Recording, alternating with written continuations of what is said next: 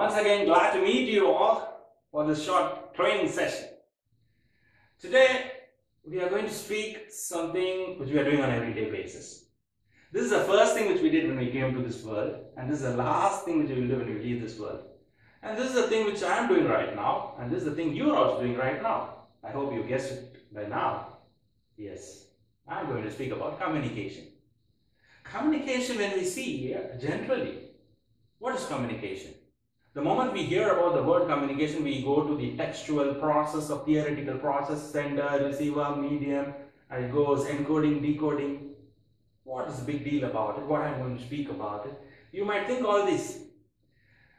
But, communication seems to be very simple, but it is not actually.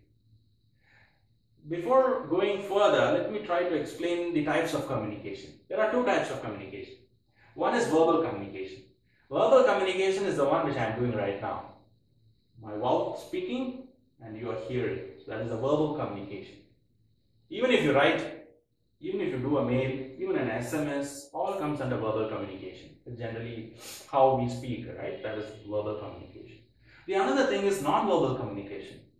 See, non-verbal communication, the major difference is the entire body speaks except the mouth. Yeah, I'm speaking about body language.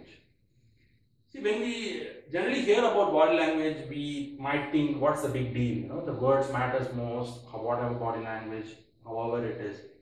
Actually, it's not.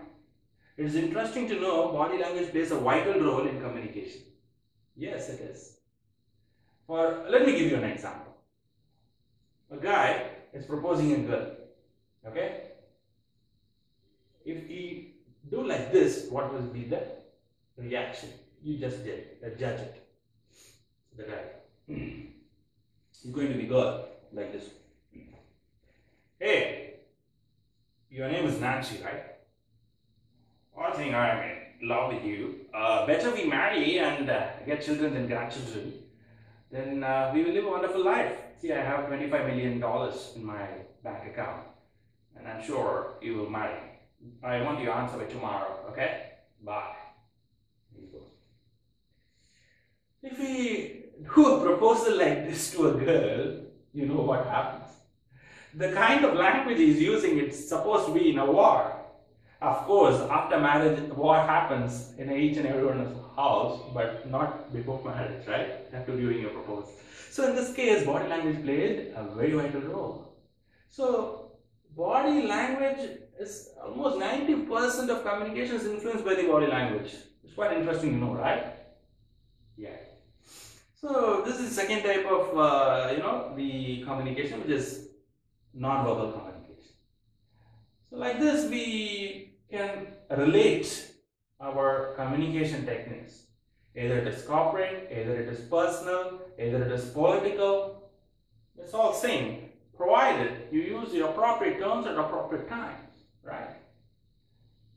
Let me tell you an interesting and the most devastating story about communication. How a single word caused a war. Just a word. During the World War II, Hiroshima and Nagasaki, you all know about what happened.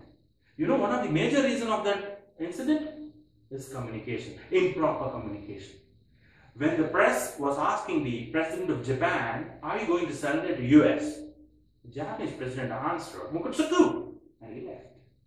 Actually, Mukutsuku means no comments. I am holding my comment. But you know what happened? The press misinterpreted and the US understood it as a contempt and they got anger. And you know what happened? It devastated. How many lives? Yes. Just one word can cause a war. So you know how much importance communication is. Communication, as a literal meaning, it might seem to be very simple. But actually it's not.